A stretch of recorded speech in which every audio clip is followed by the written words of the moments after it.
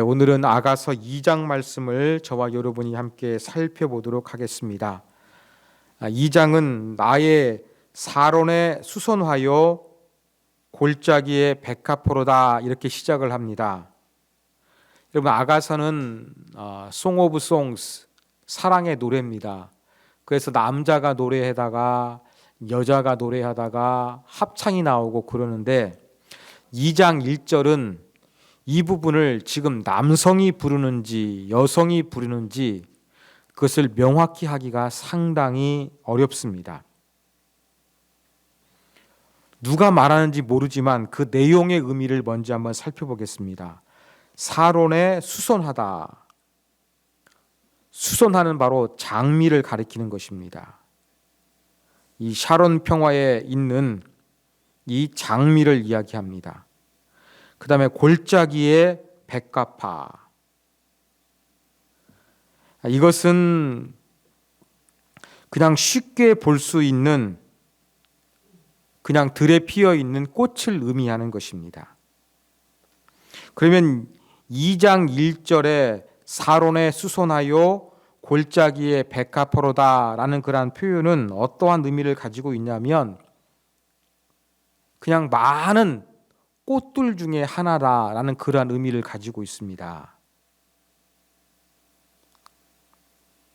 그 남자가 이런 말을 할까요? 여자가 이런 말을 할까요? 잘 모른다 그랬죠. 근데 이 2절을 통해 가지고 우리가 조금 더 그것을 유추해 볼 수는 있을 것 같습니다. 자, 여자들 중에 내 사랑은 가시나무 가운데 백합화 같도다. 자, 여자들 중에 내 사랑이라고 했으니까 이것은 남자가 고백하는 말이겠지요. 그러면 2장 1절은 분명하지는 않지만 이것은 여성이 자기를 표현한 것으로 해석하는 것이 가장 좋을 것 같습니다. 우리가 1장을 강의하면서 어떤 내용 살펴봤습니까? 술람미 여인은 집안에서 이 포도원에서 열심히 일을 하다 보니까 검게 그을른 피부를 가졌다 그랬습니다. 그렇지만 동시에 자기가 사랑하고 또 자기를 사랑해 주는 솔로몬이 볼 때에 아름다운 존재임을 자기 그 자존감에 대해서 이렇게 좀 객관적으로 보는 거, 또 다른 사람들이 자기를 소중히 여기는 이 두 가지의 이중적인 그러한 자기 이해가 분명히 있다고 제가 말씀을 드렸습니다. 2장 1절도 약간 그러한 뉘앙스와 좀 비슷합니다. 여인은 어떠한 고백을 하느냐? 지금 자기가 지금 이렇게 사랑을 받고 있지만 나는 저 들판에 가면은 수없이 아름다운 꽃들이 많이 있는 것처럼 그렇게 그냥 많은 여자들 중에 나는 한 사람에 불과합니다. 이것을 노래하고 있는 것으로 보입니다. 자기를 그렇게 비하하는 것도 아니요. 또 자기를 그렇게 또 막 내세우는 것도 아닙니다. 우리는 좀 자기 자신을 꽃에 비유하면은 뭔가 저 사람이 좀 자신감이 있고 예쁘다는 자기 확신이 있으니까 꽃에 비유하겠지. 이렇게 우리는 일반적으로 생각하기가 쉬운데 지금 2장 1절에서 술람미 여인이 자기 자신을 꽃에 비유하는 것은 뭔가 자기가 매력이 충만하고 뭔가 아름다운 요소가 많아가지고 좀 긍정적인 마음을 가지고 하는 것도 아니고 또 많은 꽃들 중에 하나다 해가지고 자기를 비하하는 것도 아니고 그냥 흔하디 흔한 여자들 중에서 나는 한 사람에 불과하다. 그렇게 지금 자기 자신을 표현하는 것을 우리가 이해할 수가 있습니다. 이런 말을 듣고 솔로몬이 가만히 있겠습니까? 사랑하니까 어떻게 되겠습니까? 위로해주고 또 사랑을 표현해줘야 정상일 것입니다. 그래서 2절에서는 솔로몬이 여자들 중에 내 사랑은 가시나무 가운데 백합화 같도다 이렇게 고백을 합니다. 그래, 너 백합화야. 그런데 많은 백합화 중에 하나가 아니라 내가 볼 때에 내 눈에 보기에는 다른 여자들은 전부 다 가시나무로 보여. 모든 여자는 가시나무로 보이는데 술람미 여인 당신만이 내게는 백합화로 보여. 이렇게 지금 남자가 말을 받고 있는 것으로 볼 수가 있습니다.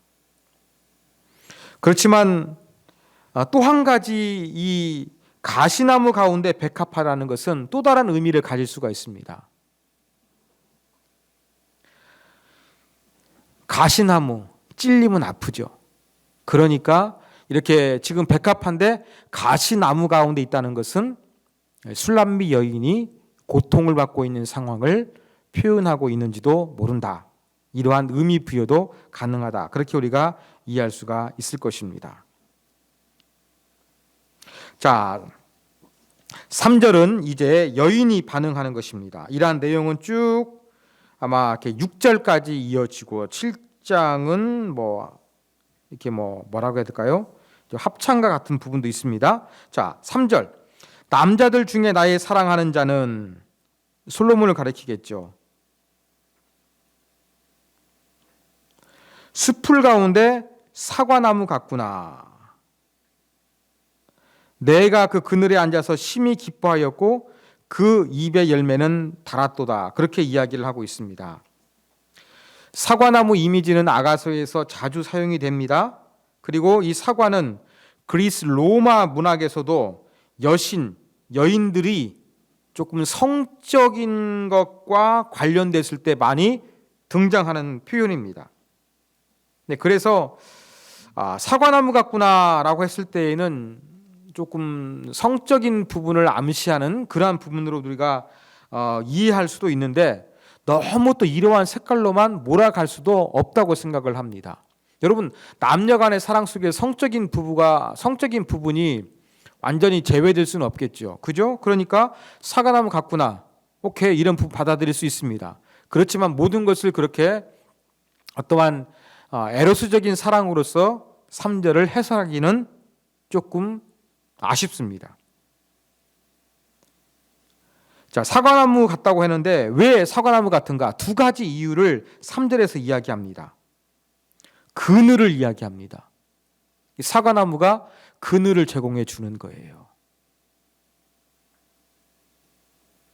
뜨거운 태양빛 아래서 이제 지칠 때 그늘에 들어가면은 쉼을 얻습니다. 안식을 누립니다. 바로 이 술람미 여인에게 솔로몬은 그러한 존재였습니다.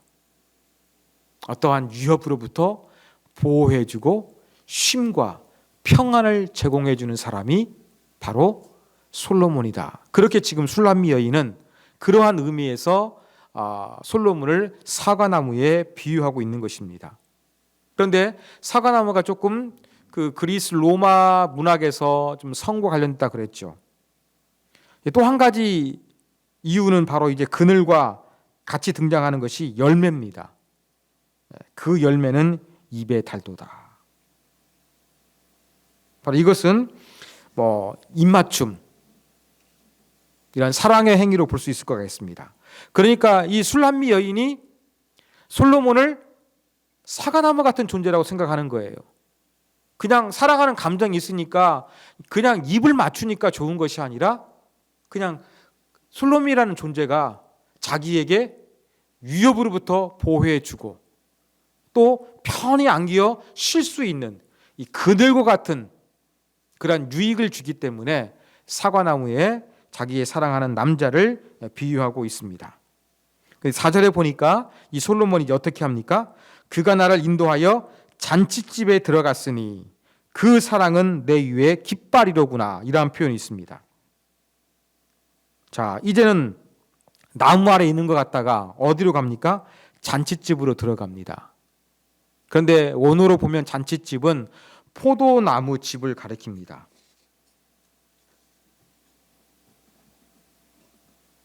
포도주의 집입니다. 포도주의 집은 이것을 어떻게 해석할 것인가? 포도주의 집으로 이끈다는 건 뭐가 되겠습니까? 이렇게 포도주는 잔치 음료잖아요. 가나 혼인잔치에 포도주 생각하시면 되겠습니다. 그러니까 연회장을 생각할 수도 있고요.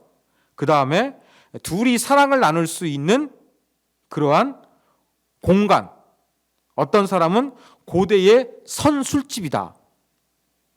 그렇게 이야기하고 또 이것을 어떤 사람은 두 사람의 사랑의 행위를 의미한다. 그렇게 이야기합니다. 그가 나를 인도하여 그 잔치집에 들어간다.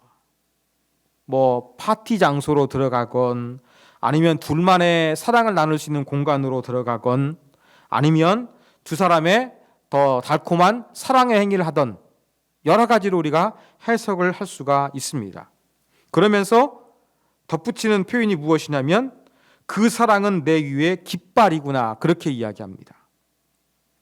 깃발은 소속, 어떠한 승리, 정체성을 상징하는 것입니다. 여러분 러시아와 우크라이나가 전쟁하고 있는데 우크라이나가 이제 그 잃어버렸던 영토를 회복하니까 어떻게 합니까? 우크라이나 깃발을 달잖아요. 그랬던 것처럼 바로 이 술람미 여인이 그 사랑은 내 위에 깃발이라는 것은 이 자기를 사랑해주는 솔로몬의 정체성, 또 나는 솔로몬에게 속해 있다.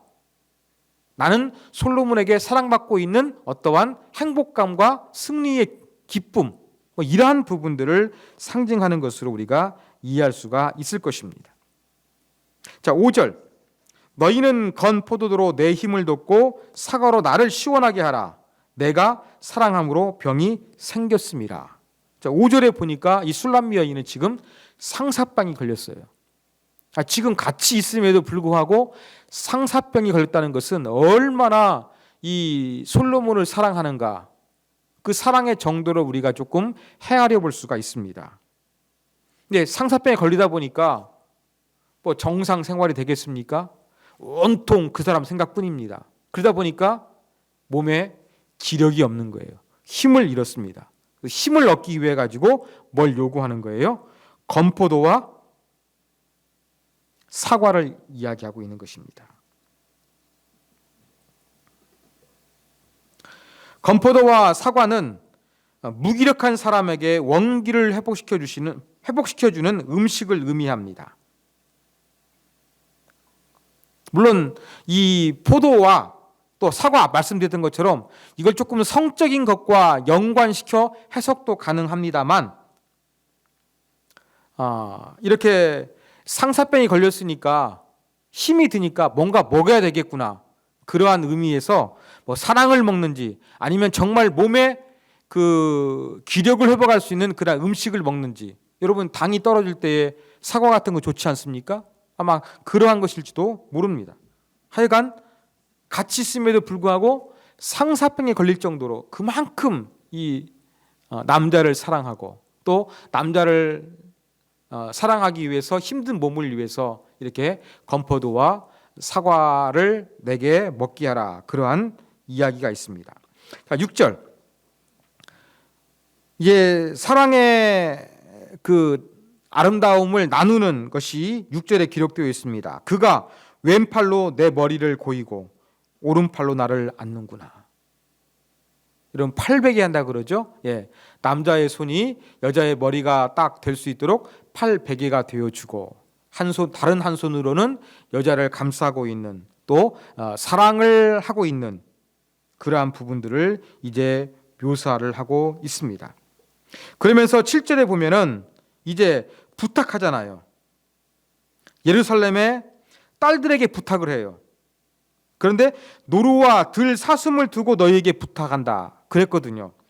노루와 들 사람을 둔다는 것은 노루와 들 사람으로 어떠한 맹세를 하는 것을 이야기하고 있는 것입니다. 맹세하는 것을 이야기하는 것입니다. 뭘 부탁합니까? 내 사랑이 원하기 전에는 흔들지 말고 깨우지 말지니라.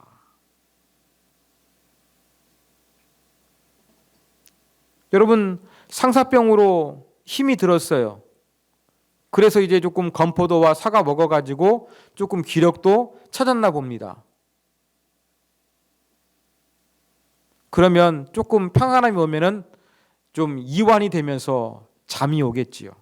그래서 아마 술람미 여인이 이제 잠이 드나 봅니다. 그러니까 이러한 사랑하는 남자의 그러한 그 팔을 베고서 또 안고 있는 그런 상황 가운데서 이제 지친 몸이 잠이 들었는데 곤히 쉬고 있는데 깨우지 말 것을 부탁하고 있는 그러한 내용입니다. 자, 그런데 여기서 등장하는 동물이 노루와 들사슴이라는 것입니다. 왜 노루와 들사슴을 두고 맹세했을까? 조금 우리가 이 부분은 이해하기가 좀 힘듭니다. 근데 노루와 들사슴은 고대 근동에서 민첩함 때문에 사랑받는 그러한 동물이었고 또 비유로도 사용이 되었습니다.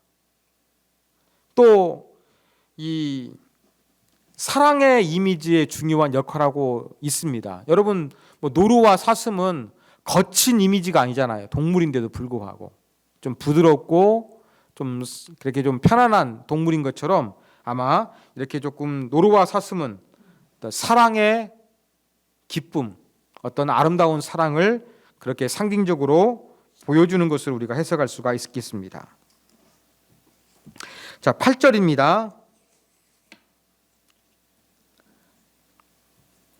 8절에서는 이제 술람미 여인이 그 남자의 소리를 듣습니다. 내 사랑하는 자의 목소리구나. 보라, 그가 산에서 달리고 작은 산을 빨리 넘어오는구나. 조금 이제 다른 분위기죠. 7절하고는 지금 술람미 여인은 청각을 통해 가지고 지금 사랑하는 남자가 지금 오고 있는 그러한 소리를 듣고 있는 거예요. 근데 그가 지금 어떻습니까? 산에서 달리고 작은 산을 빨리 넘는다. 그렇게 이야기합니다. 여러분, 산은 경사가 있기 때문에 올라가다 보면은 되게 힘이 듭니다. 산을 달린다는 거, 빨리 간다는 것은 상당히 힘들고 어렵습니다. 그런데 지금 술람미 여인은 사랑하는 솔로몬이 자기를 만나기 위해서 그렇게 빨리 험한 산을 그렇게 뛰어오게 되는 그 상황을 지금 그리고 있는 것입니다. 그만큼 뭐하다는 것입니까? 솔로몬도 이 술람미 여인을 사랑한다는 것을 그렇게 보여주고 있습니다. 그러면서 9절 보면 내 사랑하는 자는 노루와도 같고 어린 사슴도 같아서 그렇게 이야기합니다. 아까 노루와 사슴 조금 민첩함을 가지고 있는 상징적인 동물이라고 그랬죠. 산을 뛰어넘는데 민첩하게 사랑하기 때문에 사랑하는 여인을 보기 위해서 아주 빨리 달려오는 모습을 이야기합니다. 이것은 조금 멋진 모습이죠. 그죠? 그런데 이렇게 좀 솔로몬이 사랑하는 여인을 만나기 위해서 막 민첩하게 달려오는 멋진 모습만 있는 것이 아니라 9절 끝에 보면은 우리 벽 뒤에 서서 창으로 들여다보며 창살 틈으로 엿보는구나. 사랑하는 여인을 막 달려가지고 그냥 문을 쫙 열고 화끈하게 다 그렇게 등장하는 것이 아니라 어떻습니까? 좀 사랑하는 여인을 엿보는 조금 소심한 남자, 좀 소극적인 모습, 좀 은밀한 그런 어떤 모습을 이제 그 술람미 여인이 지금 이야기를 하고 있습니다. 두 가지 모습을 다 같이 가지고 있는 거죠. 사랑하기 때문에 빨리 만나기 위해서 막 그렇게 남성적으로 멋지게 달려오는 모습. 그 모습뿐만 아니라 그 사랑하니까 어떻습니까? 아무리 육체적으로 장군과 같은 사람이라 할지라도 사랑하는 여인 앞에서는 한없이 작아지지 않습니까?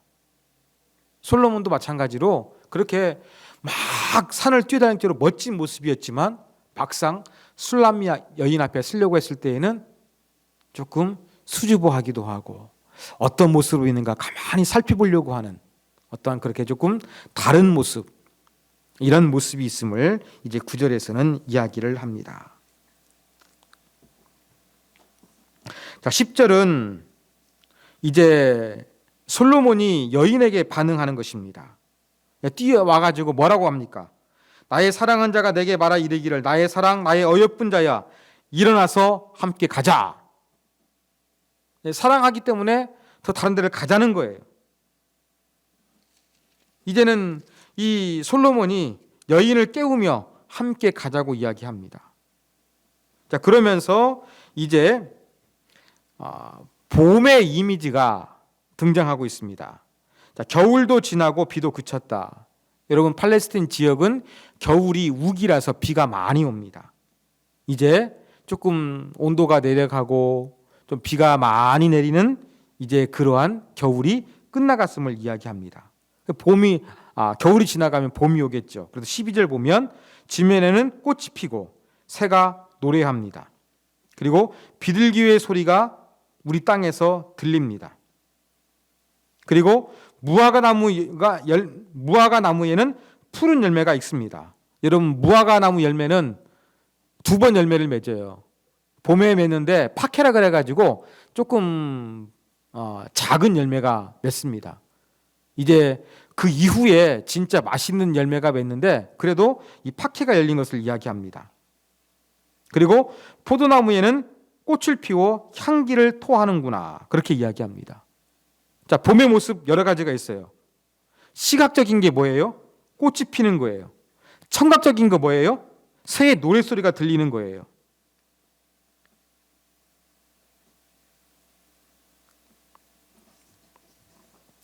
그 다음에 이제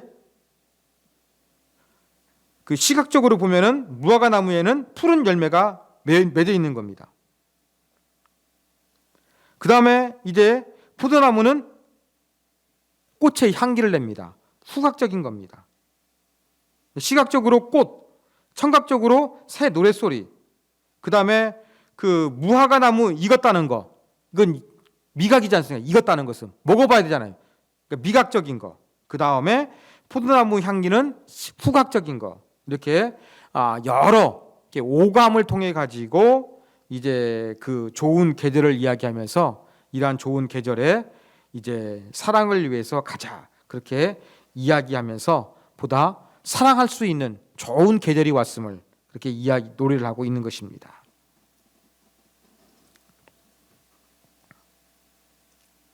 그러면 14절에 보면 바위 틈 낭떠러지 은밀한 곳에 있는 나의 비둘기야, 그렇게 이야기합니다. 여러분, 솔로몬이 술람미 여인을 바위 틈 낭떠러지 은밀한 곳에 있는 비둘기라고 표현합니다. 무슨 의미일까요? 비둘기도 그 좀 사랑의 상징입니다. 그런데 여인을 비둘기에 상징하는 것은 사랑하는 사람으로 상징하고 있는 거예요. 근데 사랑하는 사람이 어디 있습니까? 바위 틈에 있어요. 낭떠러지 은밀한 곳에 있어요. 사람이 쉽게 접근하지 못한 곳이에요.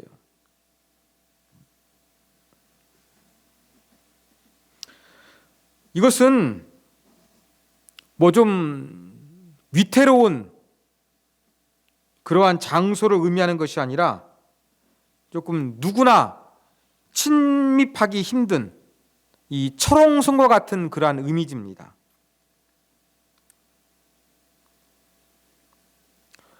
사랑은 하지만 조금 그래도 그 뭔가 깊이 뭔가 알아야 되는데 조금 모르는 부분이 있는 거예요.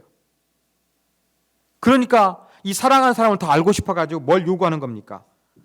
비둘기야, 내가 내 얼굴을 보게 하라. 내 소리를 듣게 하라. 내 소리는 부드럽고 내 얼굴은 아름답구나. 이렇게 은밀한 곳에 숨어 있지 말고 내가 더 당신을 사랑하기 때문에 보고 싶고 더 많이 알고 싶으니까 그렇게 사랑을 더 나눌 수 있도록 해달라. 그 은밀한 부분에서 벗어나와 나와 더 같이 사랑하자. 이것을 지금 요구하고 있는 것입니다. 그러면서 15절, 우리를 위하여 여우 곧 포도원을 허는 작은 여우를 잡아라, 그렇게 이야기합니다. 자, 포도원의 이미지도 이 사랑의 관계, 사랑의 행위를 의미하는 그러한 상징으로 여겨집니다. 그런데 두 사람이 사랑하는데 이 포도원에 뭐가 있습니까? 여우가 있는 거예요. 여러분, 고대 세계에서 여우들은 포도원에 포도를 훔치는 동물로 좀 악명이 높았습니다. 좋은 이 포도원에서 이 결실을 맺기 위해서는 여우가 없어야 되겠죠. 아까 제가 말씀드린 대로 이 포도원이 두 사람의 사랑의 관계나 행위를 나타낸다 그랬습니다. 이 사랑이 깊어져야 되는데 지금 여우가 방해하고 있는 거예요. 그 여우는 뭘 상징하겠습니까? 바로 이 두 사람의 사랑의 관계를 방해하고 있는 다른 어떠한 남자들, 그러한 사람들을 나타내는 것으로 보입니다. 그런데 여우가 작은 여우라 그랬어요. 두 사람의 사랑을 방해하는 남자들, 세력들이 있는데 그것도 좀 수위가 강하지가 않아요. 작은 그러한 여우들이에요. 근데 이러한 여우들을 어떻습니까? 다 차단해야 된다는 거예요. 남자들이 술람미 여인을 사랑하고서 막 자꾸 접근하는데 우리의 사랑의 관계가 더욱더 깊어지기 위해서는 이렇게 자꾸 술람미 여인 주변에서 좀 어슬렁거리는 또 막 관심을 표하려고 하는 이러한 사람들 전부 다 없애고 우리 둘이 더 깊이 사랑을 나눠야 된다. 포도원에 여우를 잡아야 된다. 그렇게 이야기합니다. 왜요? 포도원에는 꽃이 피었습니다. 자, 포도원 꽃이 진 다음에 열매를 맺기 시작하나요? 이 사랑이 깊어지기 위해서 뭐 하게 되겠습니까? 그렇게 사랑을 방해하는 세력, 이 남자들 전부 다 없애야 한다는 것을 지금 15절에서는 이야기하는 것입니다. 자, 16절은 이제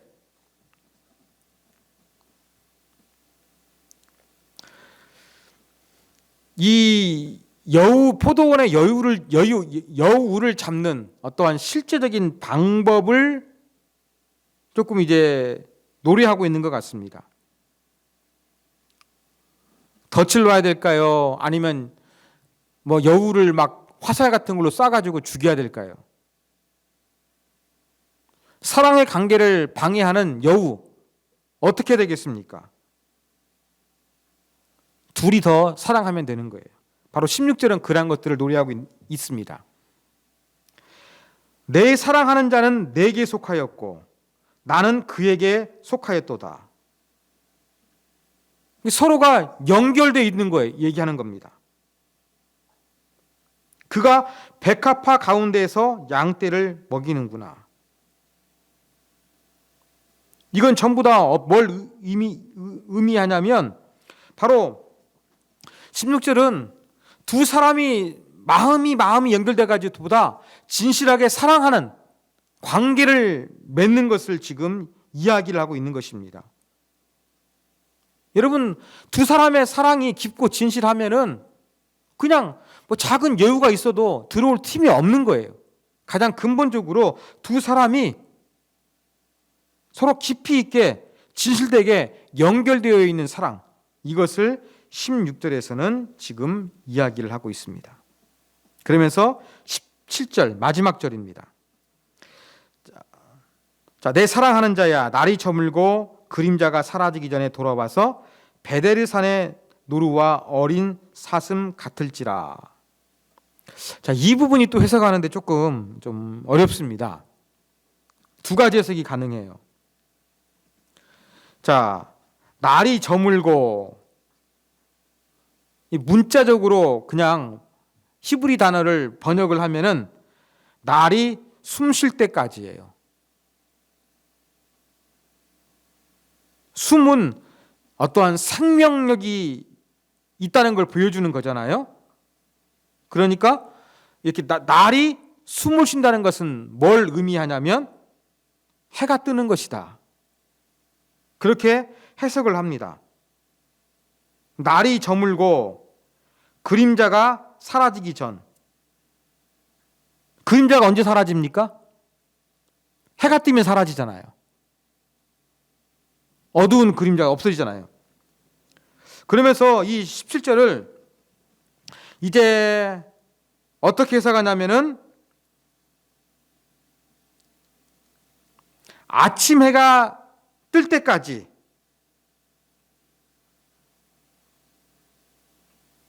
돌아와 가지고 노루와 어린 사슴 갖게 해달라는 겁니다. 아까 그 사랑이라는 걸 했잖아요. 사랑의 어떤 사랑과 기쁨의 상징이라고 제가 말씀을 드렸죠. 그러니까 이 부분을 17절을 이렇게 아침 해질 때까지라고 해석하면은 밤새도록 사랑을 나누자. 그렇게 해석이 가능합니다.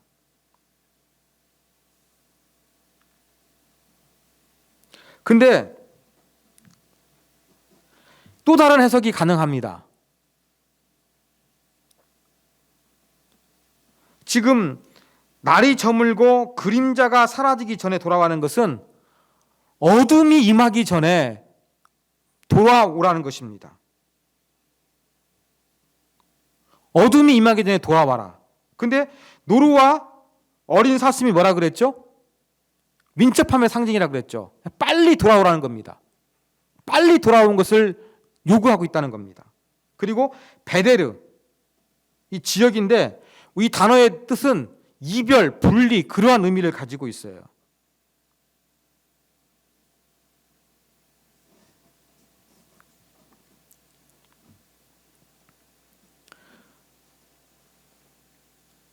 한 가지는 빨리 돌아와가지고 어두워지기 전에 돌아와가지고 함께 있어 달라. 함께 사랑을 나누자. 그러한 의미로 해석할 수가 있고, 또 한 가지는 그냥 밤새도록 아침이 올 때까지 사랑해 달라. 그러한 의미로 해석을 할 수가 있습니다. 두 가지 다 가능해요. 두 가지 다 가능한데, 이제 제가 말씀드린 두 번째 해석, 그러니까 이제 밤이 오기 전에 되돌아와라, 빨리 되돌아와라, 이렇게 요구하는 것으로 해석을 하면은 어떠한 의미가 되냐면 바로 이 베데르의 산이 바로 예수 그리스도의 상징으로 볼 수가 있는 거예요. 영적인 의미를 부여해서 어떠한 그 예수님께서 이 베데르는 분리라 그랬잖아요. 이별. 예수님께서 우리의 희생제물이 됐는데 이렇게 예수님의 희생제물이 되어주신 주님께서 노루와 사슴처럼 빨리 와 주십시오. 이러한 영적인 의미를 부여할 수가 있습니다. 그러니까 아침 때까지 사랑해달라는 것으로 해석이 가능하지만 조금 영적인 의미를 부여해서 해석하기에는 이것을 좀 저녁이 그렇게 되어서 날이 저물기 전에 빨리 되돌아와라. 이러한 의미로 하면은 영적인 의미로 구속사적인 의미를 담아서 해석하기가 쉽다. 그렇게 두 가지 해석이 가능하다. 이렇게 말씀을 드릴 수가 있겠습니다. 자, 교훈점 살펴보도록 하겠습니다. 여러분, 아가설은 조금 이렇게 사랑에 들여다 보니까 조금 적용점 찾기가 좀 힘이 들어갑니다. 그래서 두 가지만 살펴보도록 하겠습니다. 첫 번째 교훈점은 우리는 고난을 통해서 향기를 품어내는 신앙인이 되어야 한다는 것을 배우게 됩니다. 여러분, 오늘 2절에 보면 어떤 표현이 있냐면은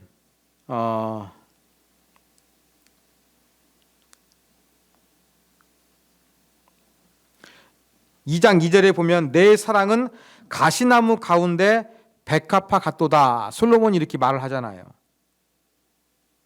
여러분, 이 백합화가 향을 더 뿜어내는데 왜 그 향이 더욱더 나냐면은 옆에 가시나무가 바람 불면서 이렇게 건들게 되면은 그 향이 더욱더 자극이 돼가지고 널리 퍼지게 된다고 합니다.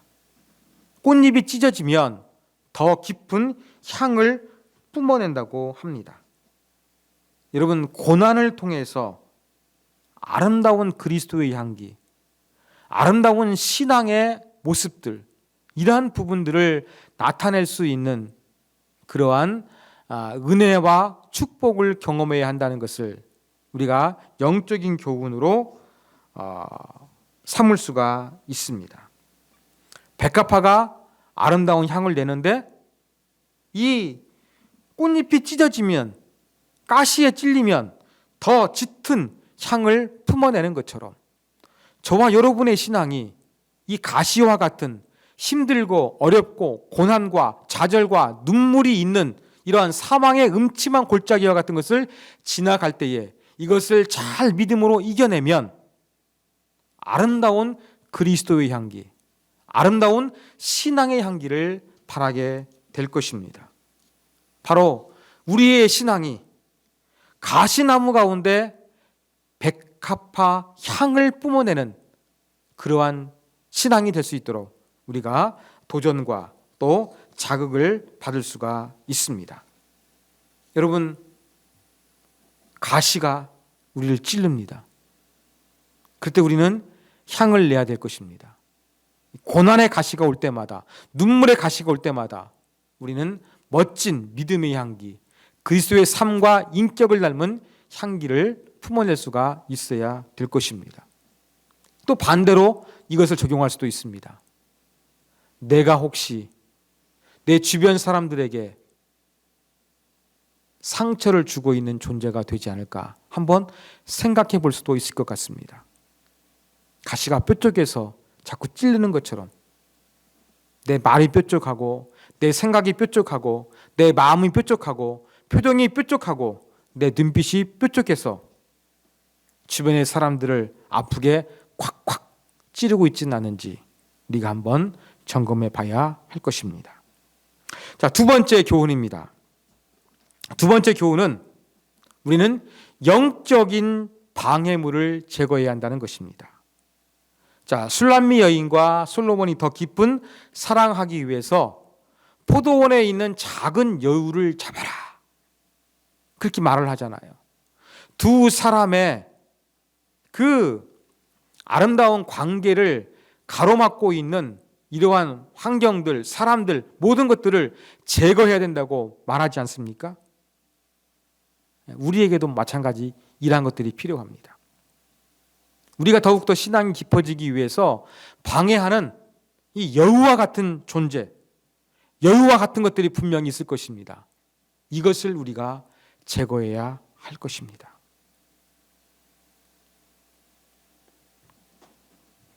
내 영적인 성장을 자꾸 성장하지 못하도록 가로막고 있는 여우와 같은 거 무엇입니까? 스마트폰입니까? 게임입니까? 아니면 어떠한 세상에서의 성공이나 어떤 쾌락 가운데 여기에 푹 빠져 있습니까? 이런 부분들을 우리가 잘 다스리는 지혜가 필요합니다. 이 여우를 없애는 것은 어떠한 방법이 제일 좋다고 그랬습니까? 주님과 나, 술람미 여인과 솔로몬이 둘이 더 깊이 있게 사랑하게 되면 여우가 있어도 별로 의미가 없어지는 거예요. 마찬가지입니다. 여러분, 우리의 영적인 방해물도 제거하는데 어떻게 막 스마트폰이 나 막 영적인 생활 방해한다고 막 던져버리고 안 가지고 다니고 되겠습니까? 그게 좀 힘이 듭니다. 뭐가 가장 좋겠습니까? 가장 좋은 것은 내가 더욱더 주님과 내가 하나가 되는 거예요. 내가 주님 안에 있고 주님이 내 안에 계시면서 나와 주님이 점점점 하나가 되어지는 것. 여러분, 이걸 추구하십시오. 신앙의 영적인 부분들을 방해하는 부분들을 없애버리는 가장 좋은 방법은 주님과 내가 더욱더 하나가 되는 것입니다. 이러한 교훈점을 우리가 두 번째로 얻을 수가 있습니다. 마지막 세 번째 교훈도 간단하게 하겠습니다. 자, 오늘 본문 보면 두 번이나 10절에 보면 일어나서 함께 가자 이야기합니다. 그 다음에 또 이제 13절에 보면은 일어나서 함께 가자 그렇게 이야기합니다. 자, 일어나 함께 가자 이렇게 말하는 사람이 누구입니까? 술람미 여인입니까? 솔로몬입니까? 남자가 이야기하죠. 사랑을 더 깊이 있게 이끌어가는 사람은 남자입니다. 여기에서 우리가 배울 수 있는 교훈점이 무엇입니까? 주님과 우리 사이의 관계를 이끌어가는 분은 주님이 되어주셔야 된다는 거예요. 여러분, 주님과 우리 사이의 깊은 관계를 위해서는요, 우리를 이끌어주시는 주님을 따라가면 됩니다.